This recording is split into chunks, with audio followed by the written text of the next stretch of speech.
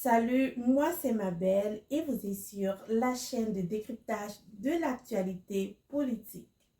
Nous allons au Sénégal où depuis quelque temps nous étions en train de couvrir la crise électorale qui s'est terminée le 24 mars avec l'élection du nouveau président Bassirou Diomaye Faye.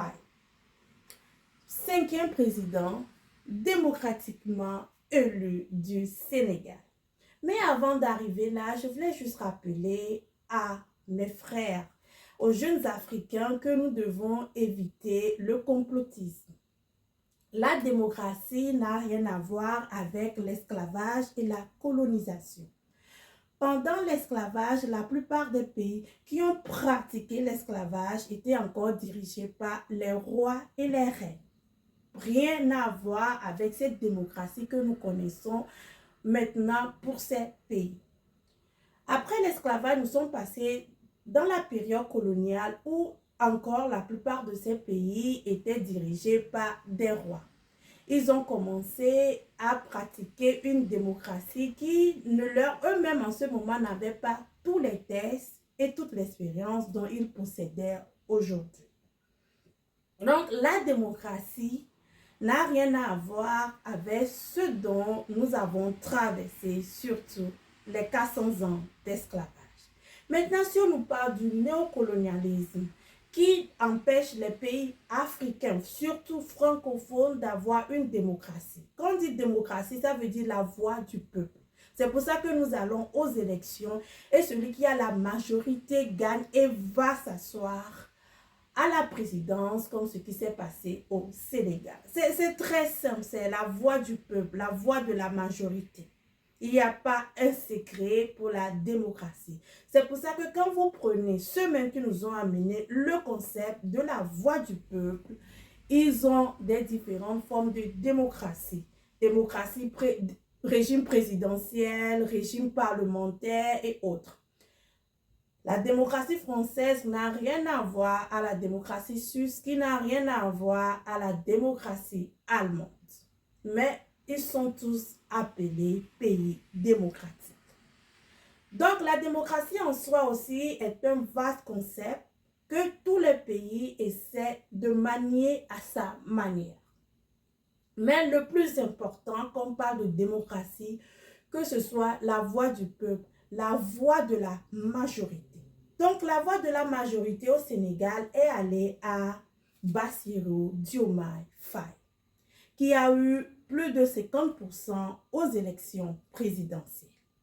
Et comme il a eu plus de 50% aux élections présidentielles, malgré cette pointe du doigt qui n'avait pas l'expérience, qui n'avait pas l'assurance, je ne sais pas ce qu'il veut dire avoir l'expérience du travail, avoir l'assurance du travail. Eh bien, il a la tête du travail, c'est pour ça que les Sénégalais l'ont choisi. Il a été longtemps dans l'ombre de Ousmane Sonko. Ça veut dire que même si directement il n'a pas participé à certains travaux, indirectement il participait.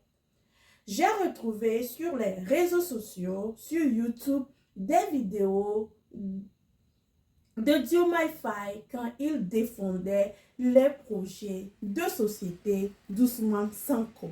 Ça veut dire qu'il connaît les tenants et les aboutissants de ces projets et programmes de société pour améliorer la vie de la jeunesse sénégalaise. Et bien maintenant, nous allons passer à l'investiture. Quelle jolie image, très beau cette investiture du jeune président démocratiquement élu. Nous avons aussi eu des illustres invités dont les plus acclamés par la jeunesse sénégalaise sont les présidents de la transition Assimi Goïta du Mali et Doumbouya de la Guinée. Bassirou Diomaye Faye s'est adressé à la jeunesse sénégalaise auquel il rappelle qu'il sera à leur service. Les gens parlent de rupture, de rupture, de rupture. Eh bien, on verra avec le temps. C'est très tôt de parler de qu'est-ce qui va arriver avec le franc CFA, qu'est-ce qui va arriver avec les projets, qu'est-ce qui va arriver avec les accords de coopération qui ont été signés par le président sortant Macky Sall. Mais le travail sera fait. Dès l'investiture, nous sommes passés à la passation du pouvoir qui a été fait à la présidence. Dès le début de cette crise, beaucoup ont dit que Macky Sall ne passera pas par la grande porte. Il passera par la fenêtre. Je ne savais pas que Macky Sall aimait aussi la marmaille. Eh bien, il est passé par la grande porte. Il s'est bien arrêté pour qu'on le regarde passer par la grande porte pour dire à tous ceux qui étaient déchantés sur les réseaux sociaux, tous ceux qui parlaient du fait qu'il ne passera pas par la grande porte, qu'il est passé par la grande porte. Oui, Macky Sall est passé par la grande porte, accompagné, applaudi par cette jeunesse qui était content de son successeur. Donc, des fois, nous devons apprendre aussi de ce qui s'est passé au Sénégal. Des fois, quand tu fais bien, les gens oublient ce qui n'a pas bien marché. Parce qu'ils se disent qu'à la fin, l'homme qui l'a succédé correspond aux attentes de la jeunesse sénégalaise, dont la majorité viennent des familles humbles, des familles modernes, des familles aux revenus sains. Donc, il se voit mieux dans Bassirou Diomaye Faye que de se voir dans quelqu'un qui a sûrement eu de grandes fonctions, qui est arrivé au pouvoir déjà avec beaucoup d'expérience et qui est déconnecté du peuple. Rappelez que quand les gens arrivent à cumuler ces fonctions présidentielles, ces fonctions dans les gouvernements, ces fonctions dans l'administration africaine, leur niveau de revenu aussi monte. Et des fois, quand le niveau de revenu monte, quand les gens deviennent une élite, des fois l'élite est déconnectée de ce que vive la population. Donc les gens voient l'arrivée de Diomaye Faye d'un très bon œil parce que c'est quelqu'un qui est allé dans les hôpitaux que tout le monde peut aller. Donc il connaît les conditions de ces hôpitaux. C'est quelqu'un qui est allé à une école que tout le monde peut aller. Toi aussi tu peux dire mon fils va aller à la même école que Diomaye Faye parce que tu te dis que c'est une école quand même qui a enseigné à un président. Partout où les présidents sont passés, les gens veulent suivre les footprints. Quand un grand homme passe, les gens veulent accompagner les footprints. C'est pour ça, même sur les réseaux sociaux, vous allez voir que les meilleurs contenus sont recopiés par beaucoup de gens. Parce que quand c'est bon, les gens veulent suivre le footprint. Donc, avec Diomaye Faye, les Sénégalais peuvent dire, beaucoup de Sénégalais peuvent dire, Diomaye Faye allait à cette université, je peux mettre mon enfant dans cette université, que de prendre des élites qui, la plupart, ont fait des études, des grandes études, où la plupart ont été tellement dans le gouvernement qu'ils n'ont plus cette connexion avec le bas peuple qui constitue la majorité de la population et de la jeunesse sénégalaise. Bassirou Diomaye Faye, le tandem Bassirou-Sanko est le meilleur tandem qui peut arriver à la jeunesse sénégalaise. Eh bien, au président sortant, Macky Sall, on lui souhaite bonne chance, beaucoup de courage. On espère le retrouver. Il nous doit quelques livres. Nous voulons savoir les tenants et les aboutissants de sa rencontre avec Poutine pendant la crise russo-ukrainienne qui continue toujours. Nous voulons savoir comment il est parti demander le blé. Eh bien, nous avons appris aussi qu'il ira à la Mecque. Après la Mecque, il ira prendre son poste au Maroc, précisément à Marrakech. Mais c'est une histoire à suivre. Dès que le nouveau président est arrivé à la présidence, quelques heures après, nous avons appris que Ousmane Sonko a été désigné premier ministre du gouvernement Bassirou. Eh bien, les gens se sont demandé quel sera le poste qui sera réservé à Ousmane Sonko, sachant le rôle qu'il a joué dans l'élection qui a amené Bassirou Diomaye Faye au pouvoir. Les gens se sont dit peut-être qu'ils partageront le pouvoir, puisque dans chaque pays, il y a 3 pouvoirs. Le pouvoir exécutif, le pouvoir législatif et le pouvoir judiciaire, sachant qu'il n'a pas de formation de juriste. Nous nous sommes dit qu'il sera peut-être président de l'Assemblée nationale et un peu premier ministre, parce que vous savez ce qui se passe avec les premiers ministres. Beaucoup sont passés dans l'opposition après avoir été premier ministre. Macky Sall est passé dans l'opposition après avoir été premier ministre et mon mentor est passé dans l'opposition quand il est arrivé au poste de premier ministre. Parce qu'après le poste de premier ministre, il n'y a que le président. Encore le poste de président qui est devant la personne. Et comme les hommes arrivent en politique avec l'ambition de grandir, l'ambition d'aller au pouvoir, eh bien, ça ne se passe pas très bien. Beaucoup l'ont essayé et ça n'a pas beaucoup marché. Donc, nous nous sommes dit, puisqu'il y a de ces expériences dehors, peut-être que le tandem Bassirou Diomaye Faye et Sonko feront autrement. D'autres même ont parlé d'un Sonko conseiller, un Sonko qui a un poste qui sera créé par le président juste pour lui. Mais vous savez pourquoi? À toutes les règles, il y a les exceptions. Même dans la science, pour toutes les règles, il y a les exceptions.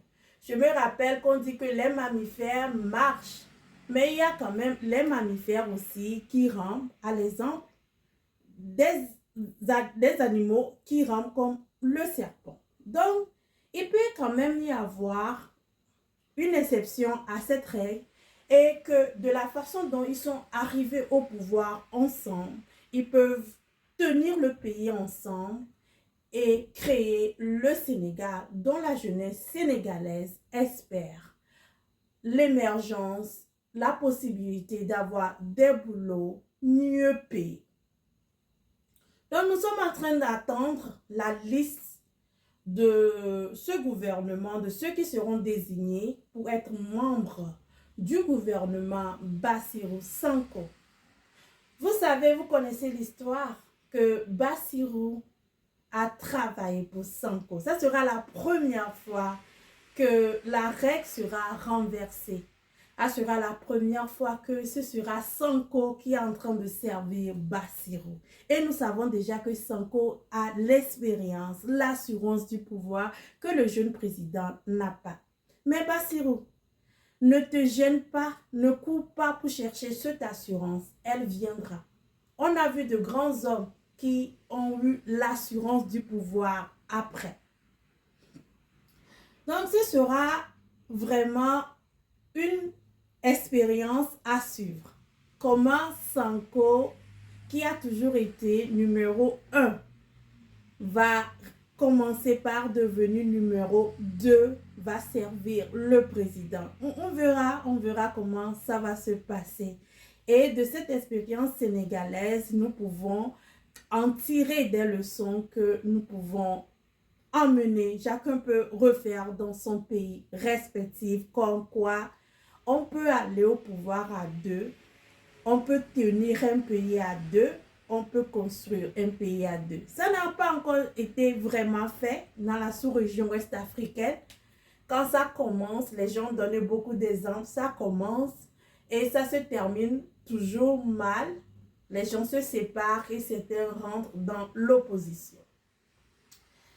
Et ensuite, le parti au pouvoir aussi est rentré officiellement dans l'opposition par la lettre d'adieu du président Macky Sall qui nous rappelle qu'il sera toujours là pour la jeunesse sénégalaise, qui sera toujours là pour le peuple sénégalais. C'était une lettre vraiment poignante qui a montré qu'il a servi son peuple avec du cœur, avec de la passion. Des fois, nous oublions quand même que ces hommes politiques se battent beaucoup pour arriver au pouvoir. Et quand ils arrivent au pouvoir, ils finissent par développer cet amour du service de leur pays. Nous, des fois, on ne voit que les honneurs, les bénéfices du pouvoir. Des fois, nous oublions aussi que ces hommes ne sont pas arrivés au pouvoir facilement. Ils se sont battus. Donc, c'est devenu une partie de leur vie. Maintenant, ils rentrent il n'y a plus de lutte, il va faire autre chose, il va développer d'autres qualités. Il a de bonnes chances au tandem Bassirou Diomaye Faye et Ousmane Sonko. Maintenant, nous allons parler d'un sujet d'actualité qui a fait jaser beaucoup de gens ce week-end, qui a été très intéressant de voir ces débats. Eh bien, à quand la fin des transitions? Ça a été un sujet dont tout le monde a parlé puisque les transitions étaient de 18 mois, de 2 ans, elles sont passées à 4 ans. Bientôt, certaines transitions auront un mandat présidentiel. Et la plupart de ces transitions ont la constitution qui leur dit comment retourner le pouvoir aux civils. Ma position, ce que je pourrais dire vraiment de ces situations, c'est que il faut quand même un régime, pas ce qui se passe au Togo, un régime parlementaire qui a été voté pendant la nuit pour permettre au président togolais d'accumuler les mandats.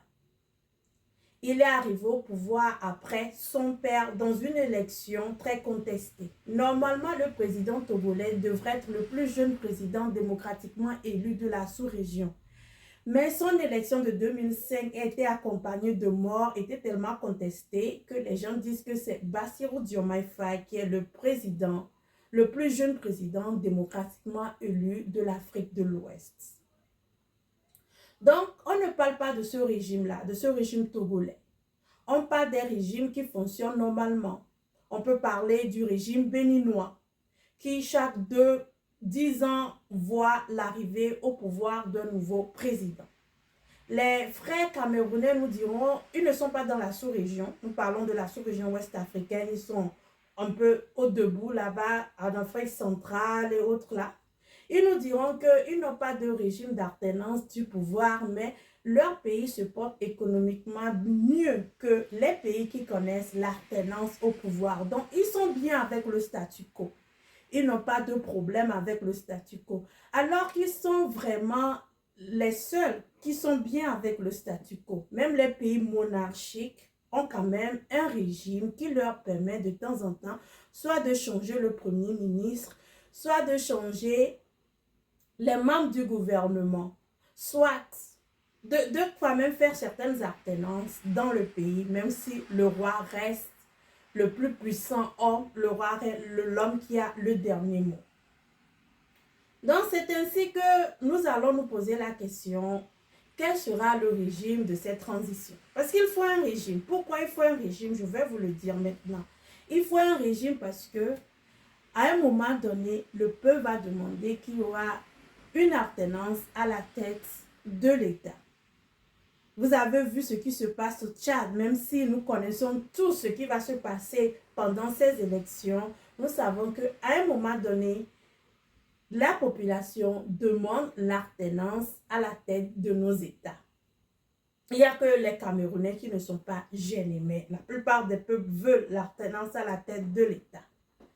Et s'il n'y a aucun régime, il n'y a pas de régime présidentiel, il n'y a pas de régime parlementaire, il n'y a aucune forme de permettre au peuple de penser qu'il participe à la création du gouvernement, à la création des services qui entourent le président. Eh bien, le peuple ne se sent pas, le peuple ne se reconnaît pas dans ces régimes. Et nous allons basculer au régime des coups d'État, qui n'est pas du tout bon. Parce qu'au régime des coups d'État, tu viens au pouvoir et puis tu attends qu'on te fasse un coup d'État. Donc, si on ne te fait pas un coup d'État, tu restes 40 ans, 50 ans, 30 ans, jusqu'à tu meurs au pouvoir comme ce qui est arrivé au Togo. Mais si on te fait un coup d'État, donc celui qui t'a fait l'autre coup d'État devient président. Et c'est ce qu'on est en train de sentir dans certains pays, puisque après le coup d'État du Burkina, il y a eu d'autres coups d'État. Parce qu'il y a d'autres jeunes qui se disent, s'il a fait un coup d'État pour arriver, moi aussi je peux faire un coup d'État pour être président de la République. Et c'est ce qui va être tellement mauvais pour tous les travaux que les transitions ont déjà fait. Surtout la transition malienne a fait beaucoup. a fait beaucoup. Si la transition malienne tombe dans ce régime de coup d'État où chaque fois on est en arlette parce qu'il y a peut-être un coup d'État en préparation, il y a peut-être un coup d'État qui va arriver, eh bien, on finit par créer ces dictateurs. Oui, souvent les gens qui arrivent au pouvoir démocratiquement élus et ont l'affection du peuple font plus. Regardez seulement dans les pays anglophones. Ils font un peu plus que ceux qui sont portés au pouvoir par le peuple, mais qui ne sont pas arrivés démocratiquement. Donc, pour avoir soutenu l'AES, je demanderai au pays de l'AES de ne pas créer ce que nous avons combattu pendant longtemps. Nous avons combattu le fait que les Français-Africains imposaient ces genres de régimes au peuple. Ils ont créé des régimes de coup d'État. C'est les Français-Africains qui ont créé ces régimes de coup d'État avec des présidents qui ne veulent pas quitter le pouvoir, avec les présidents qui veulent mourir au pouvoir, avec les présidents qui volent les élections, avec ceux qui font des mandats, qui volent les élections comme au Togo et ceux qui font des mandats illimités comme en Côte d'Ivoire.